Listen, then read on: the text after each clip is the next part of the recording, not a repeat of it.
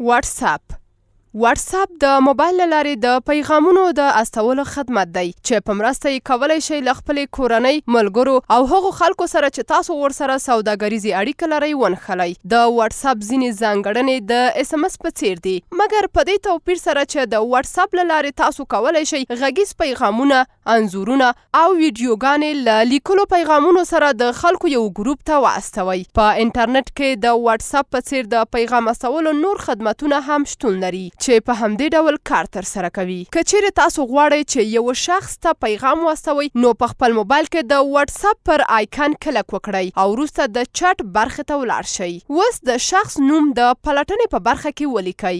له موندلو وروسته یې په نوم کلک وکړئ او پیغام ورته واستوئ. همداراز د واتساپ له لارې تاسو کولی شئ د کامرې پر آیکن کلک وکړئ او انځور واستوئ، یا په خپل موبایل کې ذخیره شوي انځورونه، ویډیوګانې او غږیز فایلونه له ټاکلو وروسته یوازې په یو کلک سره واستوئ. سربیره پر دې تاسو کولی شئ ایموجیز او سمایلی شکلونه له لیکلو پیغامونو سره واستوئ. تاسو کولی شئ غږیز پیغام د مایکروفون د آیکن په کېکاږلو سره ثبت او د آیکن په پرېښودلو سره واستوئ. که چیرې تاسو غواړئ چې ډیرو اشخاصو ته پیغام واستوئ، نو ګروهي چټ جوړ کړئ. په ګروهي چټ کې ستاسو پیغام د ګروپ ټول غړي لیدلی شي.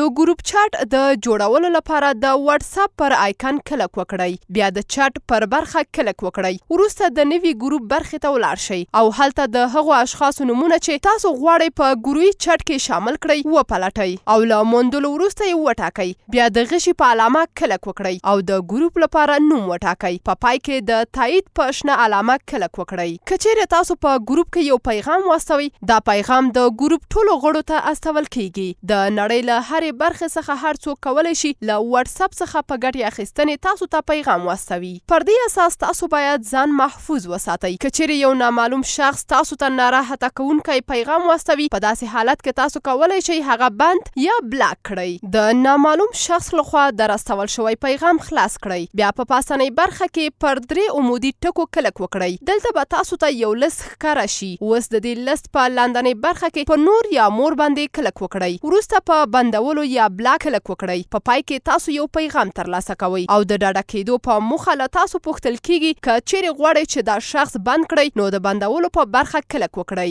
له واتساپ څخه د ګټې اخیستلو لپاره تاسو باید له خپلې مخابراتي شبکې څخه انټرنیټ وپیرئ. سربیره پر دې د انځورونو او غږیزو کلیپونو استول او ترلاسه کول د لیکلو پیغامونو په پرتله د انټرنیټ ډیره اندازه مصرفوي. همداراز انځورونه، ویډیوګانې او غږیز کلیپونه ستاسو د موبایل د حافظې ډیره برخه نیسي. د انټرنیټ د ډیر لګښت د مخنیوي لپاره د واتساپ په آیکن کلک وکړئ. بیا په پورتنۍ برخه کې په 3 عمودي ټکو کلک وکړئ. وروسته د تنظیماتو برخې ته ولاړ شئ او په اتومات ډول د ډاونلوډ له برخې څخه لاندې تاسو 3 اپشنونه ګورئ. په دې برخه کې تاسو کولی شئ د خپل انټرنیټ لګښت کنټرول کړئ. د موبایل انټرنیټ په هر ځای کې د خلکو ترمنځ اړیکې نیول اسانه کړي دي. ولې همدا نه ازمایئ؟